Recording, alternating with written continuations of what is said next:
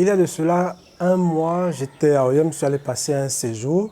Je suis allé voir les parents, la famille, passer du temps, parce que ça faisait longtemps que j'y étais. Mais comme vous savez, lorsqu'on est dans un secteur d'activité, du moins dans certains business, et qu'on se retrouve dans une autre ville, dans un autre pays, on a toujours tendance à observer les business qu'on peut lancer dans cette ville par rapport à des situations auxquelles on est confronté. Donc moi, j'étais confronté à plusieurs situations à OIM. Et donc du coup, j'avais noté quelques business comme ça que j'avais trouvé pertinents. Donc l'objet de cette vidéo, c'est de te présenter 5 business que toi, tu peux lancer à OIM qui peuvent te rapporter beaucoup d'argent, mais surtout si tu as les fonds nécessaires pour les lancer. Donc, ce n'est pas des business pour tout le monde, c'est pour ceux qui ont de l'argent et qui veulent aussi entreprendre. Déjà, j'aimerais dire que ces business-là, ce n'est pas seulement pour OIM, hein. Donc, si tu es à Tchibanga, si tu es à Port-Gentil, si tu es à, à Franceville, si tu es à Kulamoto, Makoukou, à Lambaréné, tu peux les lancer. Tu peux lancer au moins un ou deux business parmi ceux que je vais te citer. Donc, reste à la fin de cette vidéo si tu veux découvrir ces 5 business que tu peux lancer sur OIM et qui peut te rapporter, on va dire quoi, minimum entre 200 et 300 000 par mois. Donc, c'est parti.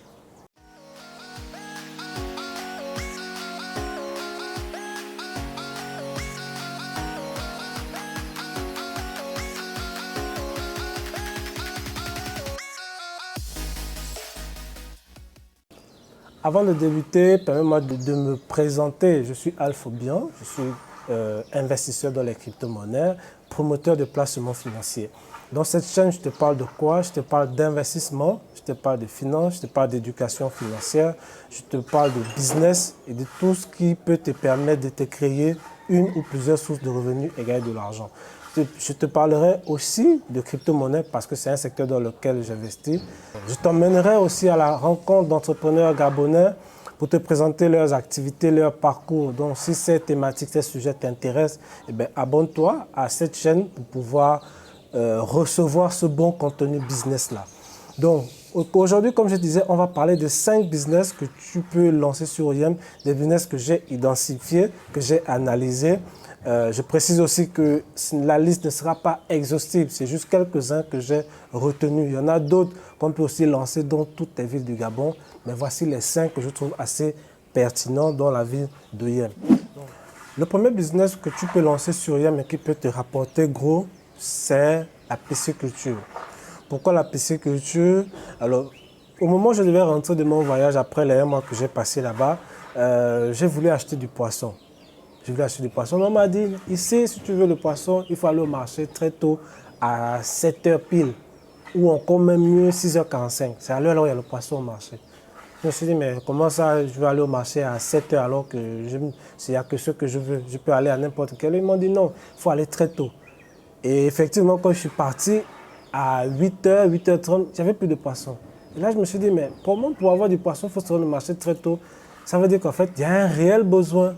Et l'offre n'est pas suffisamment grande pour pouvoir couvrir les besoins, les demandes des populations pour la consommation du poisson.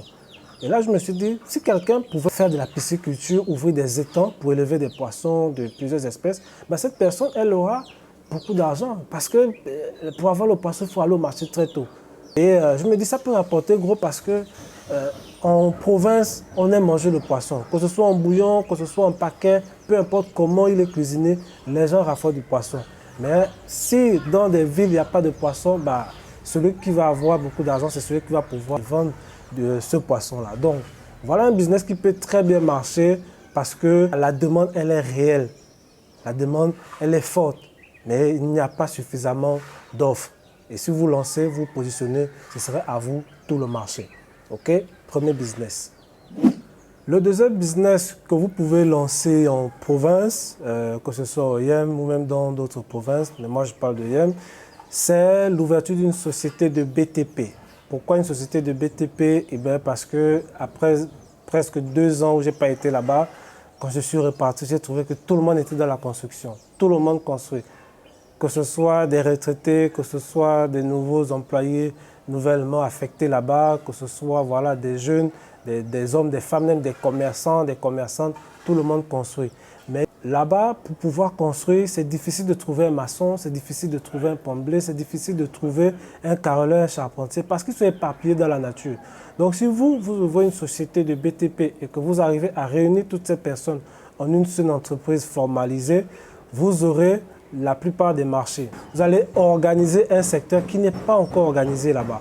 Donc ce projet, ce business-là, il peut vous rapporter gros parce qu'il y a des personnes qui n'aiment pas construire avec du personnel qui ne se connaît pas. Il y a des gens qui n'aiment pas construire avec du personnel qui n'a jamais travaillé ensemble. Parce qu'après, ça entraîne des défauts de construction parce que les gens ne se comprennent pas, n'ont jamais travaillé ensemble et le chantier, il prend un coup. Donc, il y en a qui aiment travailler avec des entreprises, des petites sociétés de BTP qui sont organisées. Donc, si vous vous lancez et vous ouvrez une société de BTP, vous aurez des clients de ce type de profil-là. Si les entreprises veulent ouvrir des bases, des structures en province et veulent construire, c'est vers vous qu'elles vont se retourner parce que vous êtes une entreprise. Les entreprises ne travaillent qu'avec les entreprises. Elles travaillent difficilement avec des personnes qui ne sont pas formalisées, qui n'ont pas de fichiers. Donc voilà un projet qui peut beaucoup marcher. Parce que vous allez venir organiser un secteur qui est pour le moment désordonné. Donc c'est le deuxième business. Le troisième business que vous pouvez ouvrir sur OYEM, c'est un business dont on fait la promotion depuis longtemps dans tout le Gabon. C'est l'agriculture. Vous ici, vous allez ouvrir un champ agricole, une grande plantation agricole pour produire des denrées alimentaires, des produits de première nécessité. Pourquoi je trouve que ce business il est important? C'est parce que jusqu'à aujourd'hui, le Gabon continue d'importer des denrées alimentaires au Cameroun.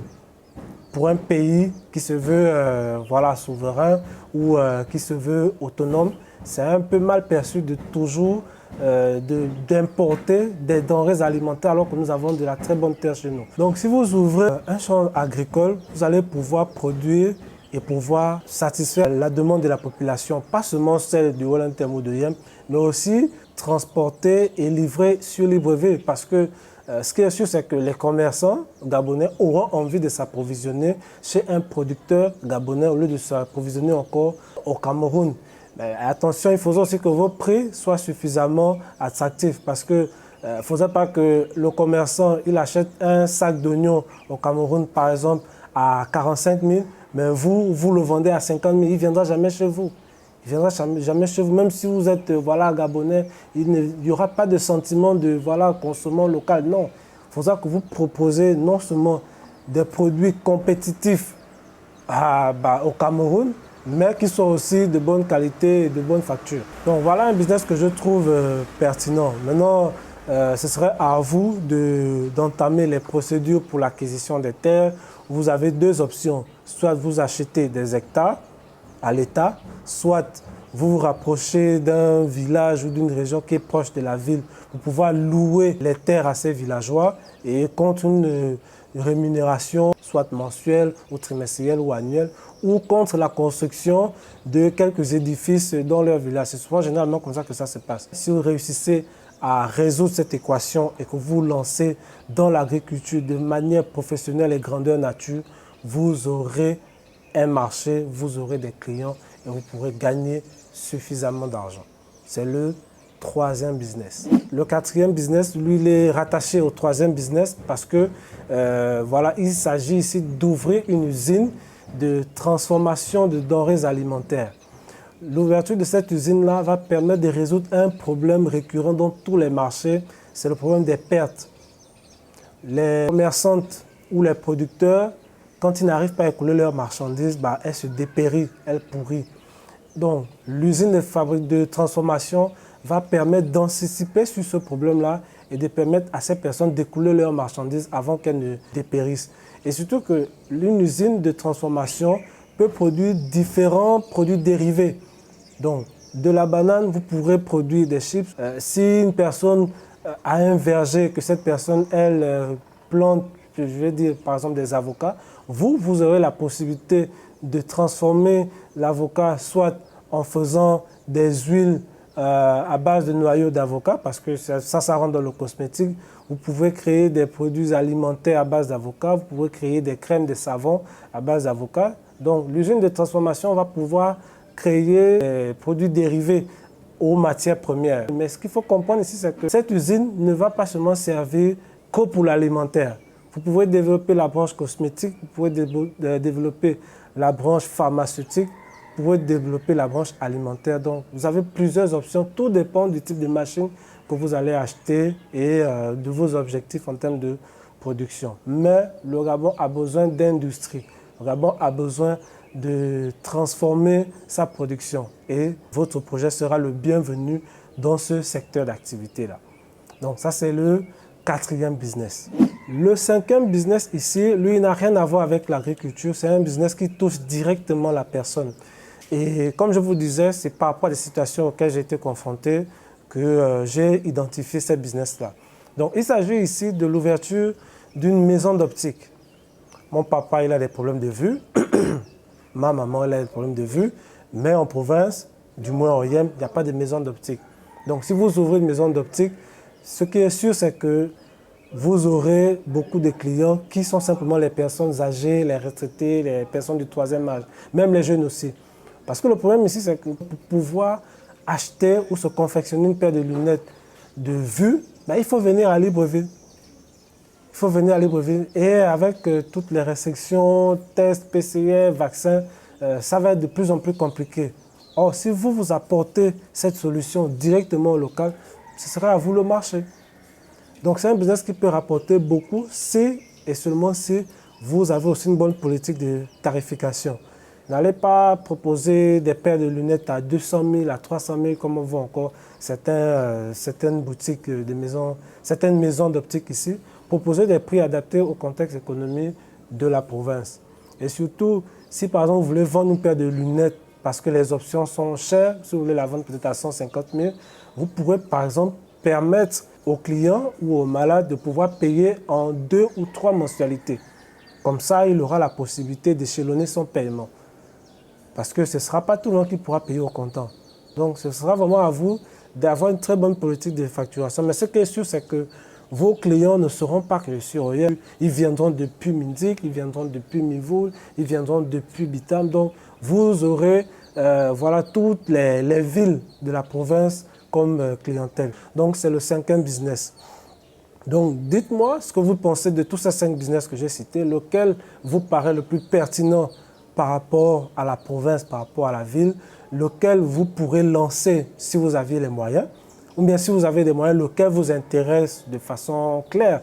Dites-moi en commentaire de cette vidéo et dites-moi surtout quel autre business peut être pertinent pour la province du Wellington ou pour la ville de Yem, de Bitam, de Minzik, etc. Je réitère encore que j'ai fait cette vidéo pour des business d'Oyem. Si j'avais été à Koulamoutou et que j'avais passé un séjour, j'aurais aussi fait une vidéo pour dire quels sont les business qu'on peut lancer à Koulamoutou. Et s'il arrive que durant cette année 2022, j'ai fait un tour en province, dans d'autres provinces, ça ne me gênerait pas de le faire. Donc voilà, j'espère que la vidéo vous a plu et n'oubliez pas de vous abonner parce que c'est ce genre de contenu que je vais publier sur cette chaîne. Allez, on se dit à la prochaine vidéo.